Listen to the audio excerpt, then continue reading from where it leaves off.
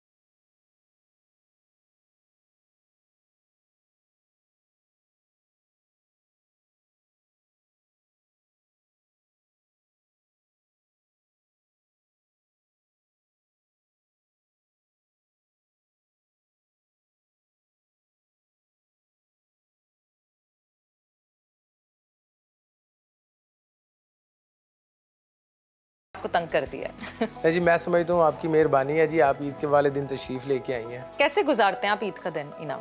Mostly तो मैं मुल्क के बाहर ही होता हूँ, कोई ना कोई इवेंट होता है वहाँ पर गए होते हैं। तो मैं इस दफ़ा अपने आप को बड़ा लकी समझ रहा हूँ कि ये ईद मैं अपने फैमिली के साथ गुजार रहा हूँ। मोस्टली सुबह नमाज़ पढ़ते हैं, उसके बाद पूरी फैमिली बैठ के एक बड़ा अच्छा हैवी सा ब्रेकफास्ट करते हैं और सारे बैठ के एक दूसरे से ईद मिलते हैं। अब्बा जी से फिर ईद वगैरह भी मिल जाती है। ईदी मिलती है अभी तक?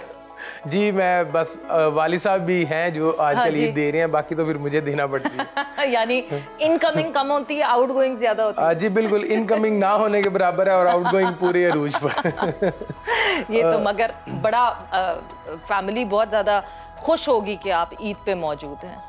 जी बिल्कुल, बहुत ज़्यादा अच्छा लग रहा है और फैमिली बहुत ज़्यादा खुश है इस दफ़ा। और मैं समझता हूँ कि जब मिल के बैठते हैं तो यही एक बहुत खुशी होती है। और स्पेशली फिर क्योंकि ईद वाला दिन है तो हमारे अखाड़े के जो स्टूडेंट हैं वो आना शुरू हो जाते हैं, तो वो फिर एक पहलवानी सा अंदाज शुरू हो जाता है। तो इस तरह सारा दिन गैदरिंग और मिलना आना जाना लगा रहता है। ज़बरदस्त। अच्छा, फैमिली की मैं अगर बात करूँ तो कौन कौन है इनाम आपकी फैमिली में? मेरी फैमिली में पेरेंट्स हैं और मेरी वाइफ हैं और 2 माशाल्लाह मेरी बेटियां हैं।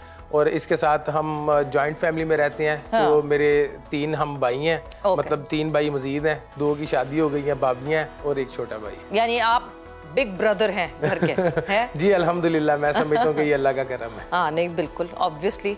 और अगर मैं कहूँ कि कौन से भाई से सबसे ज्यादा बनती है तो कौन सा फेवरेट भाई है? मुश्किल है पूछना, देखेगा वो शो। मोस्टली मेरी तो सबसे ही बनती है। एक जो बिल्कुल मेरे से छोटा है उसको मेरे साथ वो रेसलिंग करता है, तो वो काफ़ी ज़्यादा वक्त उसका मेरे साथ गुजरता है। और जो सबसे छोटा है वो वैसे ही आपको पता है लाडला होता है। हाँ। तो जो एक मिडल वाला भाई है वो सारा बिजनेस देखता है, तो उससे भी बहुत ज्यादा प्यार करना पड़ता है। तो इसलिए सबके साथ बहुत अच्छा करना पड़ता है। सारे पैसे जरा उसके पास होते हैं ना, फाइनेंसेस वो देख रहे हैं। सो इनाम, थोड़ा सा जरा आपकी जर्नी के हवाले से मैं पूछूं। सो कहाँ कब, क्योंकि ऑब्वियसली जब मैं गुजरांवाला का नाम लेती हूँ तो सबसे पहले जहन में आता ही है कि हाँ जी everyone would be in the same profession, मगर आपको कैसे शौक हुआ, कब से हुआ, कौन सी एज से?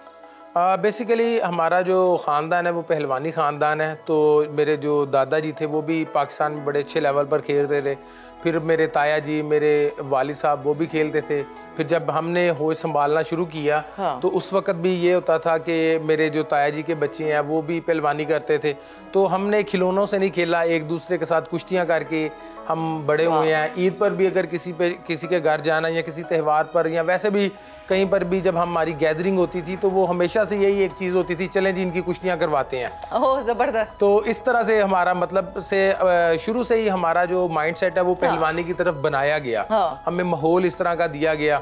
और उसके बाद फिर जब तकरीबन मेरी एज 13 साल हुई तो फिर मेरे अब्बा जी मुझे एक दिन अखाड़े ले गए और बोला बेटा आज से आपका ये प्रोफेशनल आपने इसको रेसलिंग को करना शुरू करना है। फिर 2 टाइम मॉर्निंग में भी 1.5 से 2 घंटे स्कूल से पहले मैं रेसलिंग करता था और फिर जब स्टडी करके आना और शाम में फिर दोबारा जाके 1.5 से 2 घंटे प्रैक्टिस। फिर 13 साल की एज से मेरा ये काम प्रोफेशनली स्टार्ट हो गया। तो फिर तो मतलब स्कूल में तो डरते होंगे बच्चे आपसे, किसी की भी आप पिटाई लगा सकते होंगे, वो स्ट्रेंथ ट्रेनिंग तो हो ही रही थी।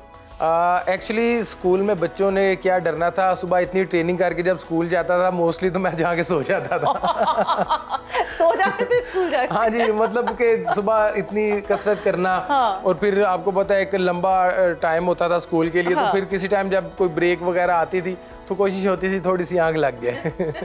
सो इनाम, यहाँ तो खेल रहे थे, नेशनल्स भी जीत रहे थे, एज नेशनल्स जीते पहले, फिर उसके बाद नेशनल्स जीते।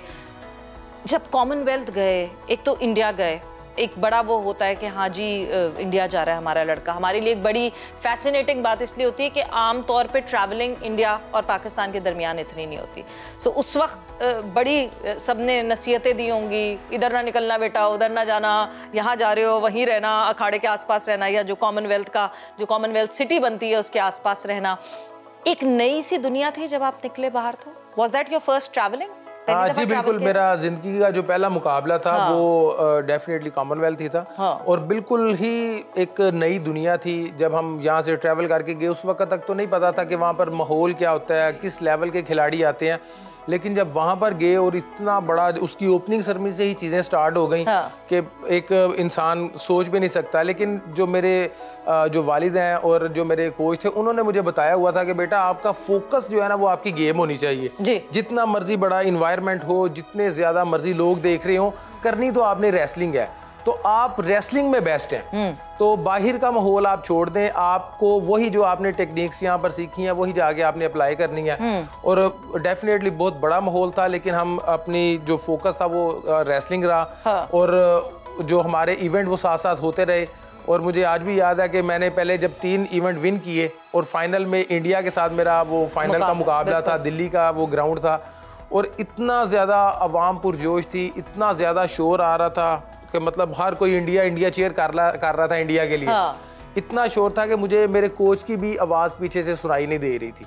और वो इंडिया इंडिया कह रहे थे और मैं खुद को कह रहा था ये इनाम इनाम कह रहे हैं। तो ये आज तुम्हारा दिन है। हाँ। तो मैं इस तरह से खुद को मोटिवेट कर रहा था। और अल्हम्दुलिल्लाह फिर मैंने इंडियन जो खिलाड़ी थे बहुत सीनियर थे, ओलंपियन भी थे, वर्ल्ड लेवल के खिलाड़ी थे, मेडल भी काफ़ी थे। लेकिन मेरी जो बात थी वो यही थी कि मैंने अपना जो सीख के आया हूँ अपनी ग्राउंड पे, अपने काम पे, अपनी टेक्निक्स पे फोकस करना है। और वो बहुत अच्छा मुकाबला उसका मेरा हुआ। तकरीबन 10 मिनट तक हमारा बिल्कुल लेवल स्कोर था। और एट द लास्ट मोमेंट मैंने फिर उसको गिराया। और जब मैंने गिरा के नारे तकबीर बुलंद किया तो वो पूरे इलाके में, पूरी ग्राउंड में पिन ड्रॉप साइलेंस थी।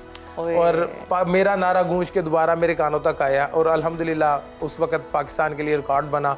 हाँ। और हिस्ट्री बनी पाकिस्तान की। और पाकिस्तान ने कॉमनवेल्थ गेम्स में इंडिया को हराकर गोल्ड मेडल जीता। ज़बरदस्त, मतलब क्या मोमेंट। मैं अभी आप मुझे बता रहे हैं ना तो मेरे रोंगटे खड़े हो गए कि वो क्या मोमेंट होगा उस वक्त। बहुत देर तक आप बराबर रहे उस कॉम्पिटिशन, बिकॉज वो फाइनल मुझे याद है, वो फाइनल मैंने लाइव उस वक्त मैं TV पे देख रही थी।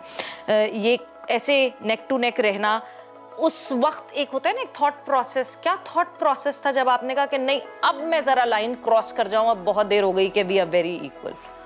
किसकी आवाज आई? क्या अपने अब्बू का सोचा, अम्मी का सोचा, अपने कोच का सोचा? एक होता है ना कि आप कुछ सोचते हैं कि हाँ जी इनके लिए मैंने जीत के जाना है।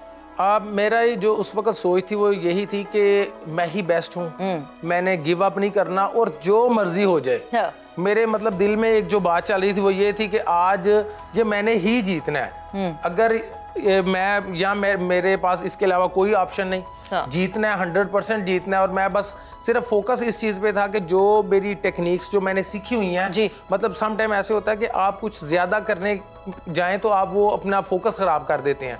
तो उस फोकस को, उस कंट्रोल को रखते हुए मुझे यकीन था कि मैंने जीतना है। और एट दी एंड वही फोकस और मेरी डिटर्मिनेशन मैं समझता हूँ वहाँ पे काम आई कि जो मैं मैच को साथ साथ लेके चल रहा था। और एट दी एंड अल्हम्दुलिल्लाह हमने कामयाबी समेटी।